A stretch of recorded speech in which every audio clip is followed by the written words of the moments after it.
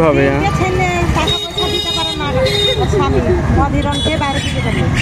ATM এর সাহায্যের নামে প্রতারণা, চোখের পলকে খালি হয়ে গেল অ্যাকাউন্ট। হরিহরপাড়া বাজারে চাঞ্চল্যকর প্রতারণার ঘটনা। এটিএম থেকে টাকা তুলতে এসে সর্বস্ব খোয়ালেন ভবানীপুরের এক গৃহবধূ।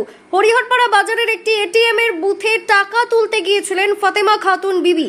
গ্রুপ লোন করে অর্জিত 40,000 টাকা তুলে বোনের বন্ধক রাখা সোনার গয়না ছাড়ানোর পরিকল্পনা ছিল তার। কিন্তু বিশ্বাসী কাল হয়ে দাঁড়ালো ফাতেমার জন্য।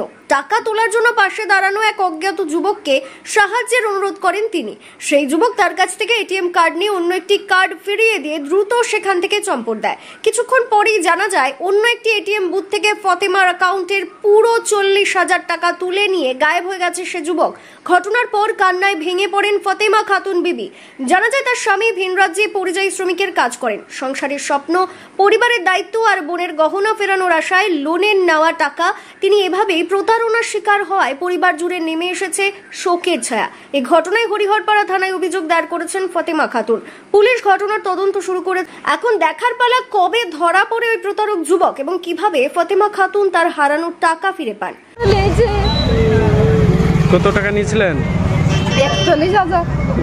সেই টাকায় তুলতে এসেছিলেন?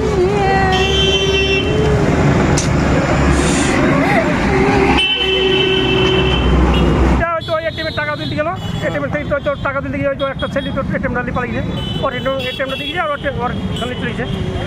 একবারই সেই অসহায় লোকেরা শ্বশুর শাশুড়ি দেখতে পারে না, স্বামী দেখতে পারে না, আগে ছেলে বিলি সে যাই খায়। পুরো টাকা নিয়েছিল নাকি? পুরো টাকা নিয়েছিল, হ্যাঁ 41,000 নিয়েছিল গ্রুপে। তাই বলি দিয়ে ওই তো টাকাটা ওই তো আজ তুলতে এসেছিলো, সেটা আর তুলতে এসেছিল তো জানানো শোনা তো একজন দিতে গিয়ে তো সেই এটিএম খালি পালিয়ে গেল। ওর এটিএম খালি গেল আর ওর এটিএম খালি পালিয়ে গেছে। এই তো ঘটনা যাই এটিএমে টাকা উঠছে না বলে নিয়ে পালিয়ে গেছে। হ্যাঁ নিয়ে পালিয়ে গেছে।